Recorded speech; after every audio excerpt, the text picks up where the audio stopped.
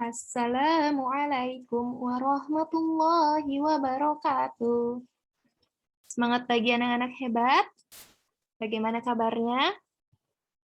Semoga tetap semangat, tetap sehat semuanya.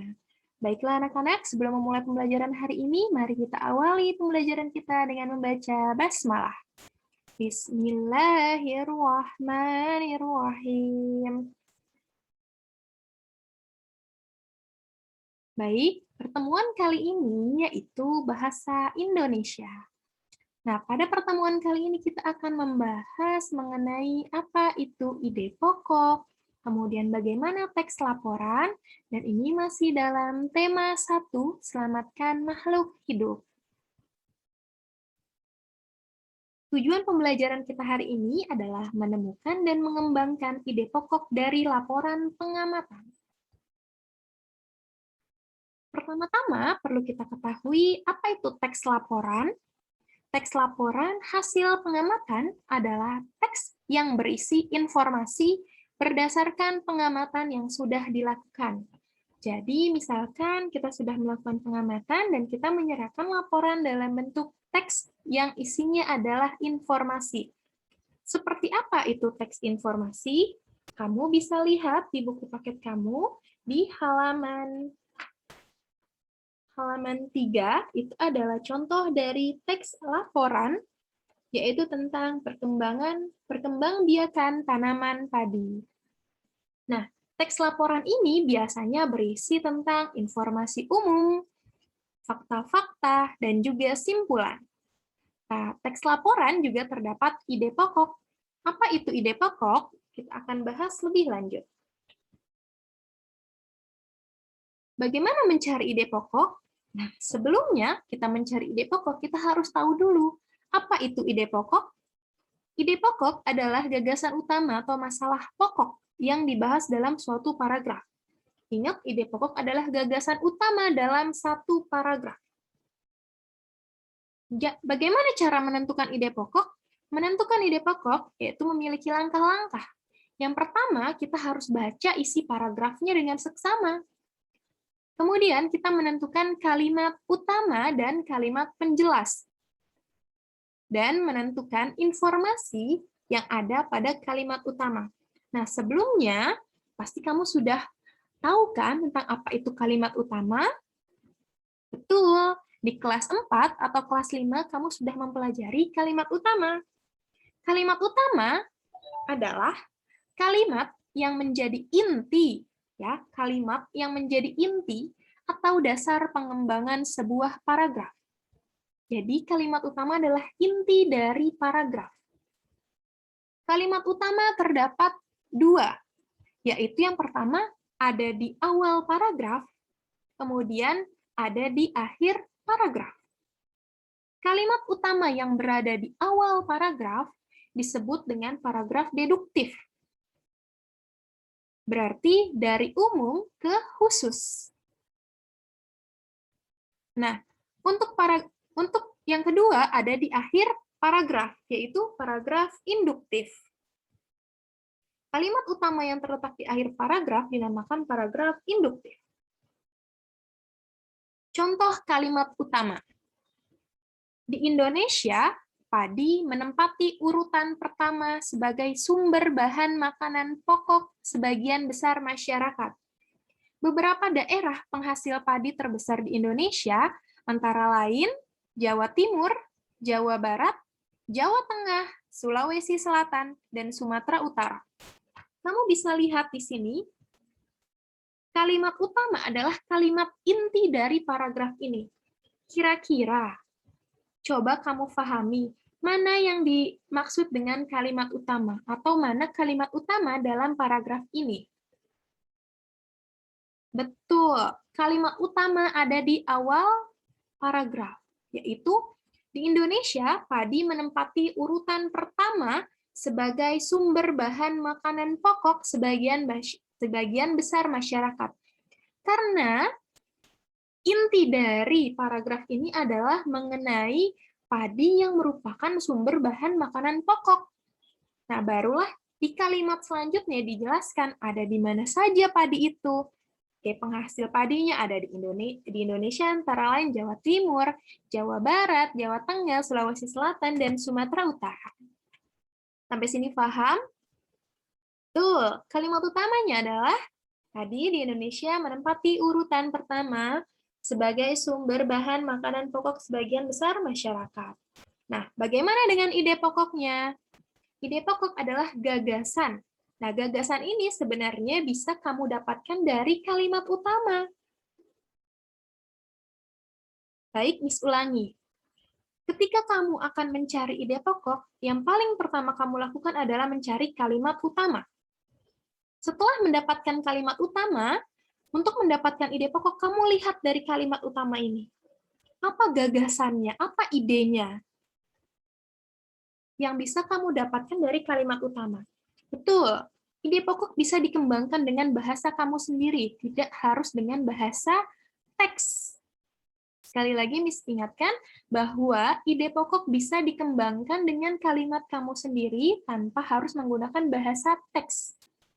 Jika kalimat utama menggunakan bahasa teks, ide pokok bisa menggunakan bahasa kamu sendiri. Nah, ide pokok dari paragraf di atas adalah padi merupakan sumber bahan makanan pokok di Indonesia, atau padi merupakan sumber makanan pokok utama di Indonesia. Ini diambil dari mana? Dari kalimat utama. Syarat yang paling penting untuk menentukan ide pokok adalah kalimat utamanya dulu. Jika kamu dapat kalimat utama, maka mudah untuk membuat ide pokok. Ide pokoknya adalah padi merupakan sumber bahan makanan pokok utama di Indonesia. Bisa dibuat sesuai dengan bahasa kamu sendiri dengan tidak mengubah inti dari kalimat utama. Nah, ini termasuk paragraf deduktif. Kenapa? Betul, karena kalimat utama terletak di awal paragraf. Berikut adalah mind mapping ide pokok. Jadi, satu paragraf terdiri dari beberapa kalimat. Nah, beberapa kalimat ini pasti ada kalimat penjelasnya.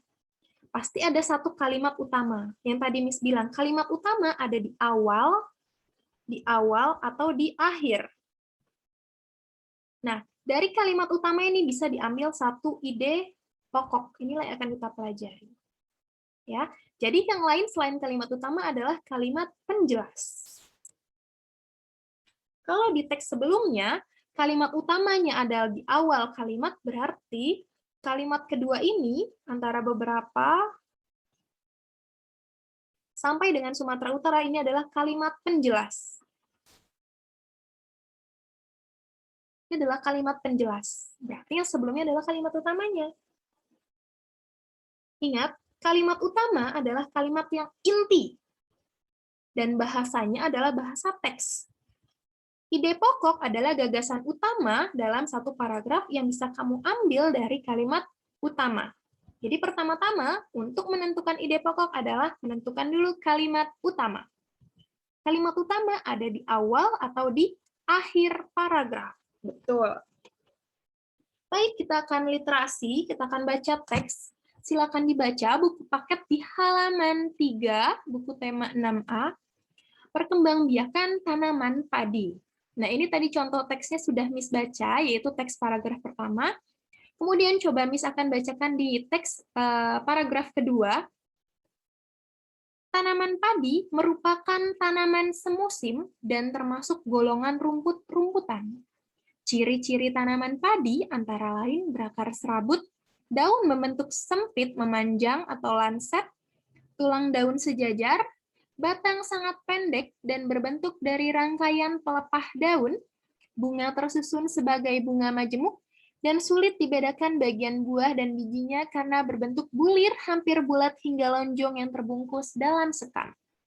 Nah, di sini Miss akan tanya, mana yang menjadi kalimat utama dalam teks paragraf nomor 2? Betul sekali, yang menjadi kalimat utamanya adalah tanaman padi merupakan tanaman semusim dan termasuk golongan rumput-rumputan. Kenapa? Karena pembahasan di teks paragraf 2 ini intinya adalah mengenai bahwa padi ini termasuk rumput-rumputan. Barulah di kalimat selanjutnya dia menjelaskan ciri-ciri rumput-rumputan itu seperti apa. Kemudian berbentuk bulir sampai dengan terbungkus dalam sekam. Ini adalah ciri dari yang bahwa padi ini merupakan tanaman dengan golongan rumput-rumputan. Sampai sini paham ya? Nah, dari kalimat utama kita bisa menentukan ide pokok. Kira-kira apa ide pokoknya di paragraf kedua? Betul, tanaman padi merupakan tanaman rumput-rumputan atau tanaman padi merupakan golongan rumput-rumputan, bisa. Itu adalah ide pokok. Jadi yang dibahas di paragraf kedua ini adalah si padi ini adalah golongan rumput-rumputan. Baru dijelaskan ke kalimat penjelas. Betul, tadi ini sudah ya, paragraf 1. Kemudian paragraf keduanya adalah tanaman padi termasuk golongan rumput-rumputan. Ini adalah ide pokok. Ya. Jadi ini adalah ide pokok dari paragraf kedua. Kalimat utamanya ada di awal, berarti namanya paragraf apa, anak-anak? Betul, paragraf deduktif. Yang ada kalimat utamanya di awal kalimat. Nah, setelah kita dapat kalimat utama, kita tentukan ide pokok. Dan ide pokoknya adalah tanaman padi termasuk golongan rumput-rumputan. Sampai sini paham? Nah, evaluasinya, coba kamu temukan ide pokok. Dari teks perkembangbiakan tanaman padi di halaman 3, kamu tuliskan, di situ ada paragraf ketiga, paragraf keempat, silakan kamu tuliskan dalam bentuk diagram. Silakan mulai dari paragraf 1, ditemukan ide pokok paragraf 1, paragraf 2, paragraf 3, paragraf 4, dan paragraf selanjutnya. Dibentuk dalam atau dibuat dalam bentuk diagram seperti yang ada di layar. Silahkan kerjakan di buku tulis.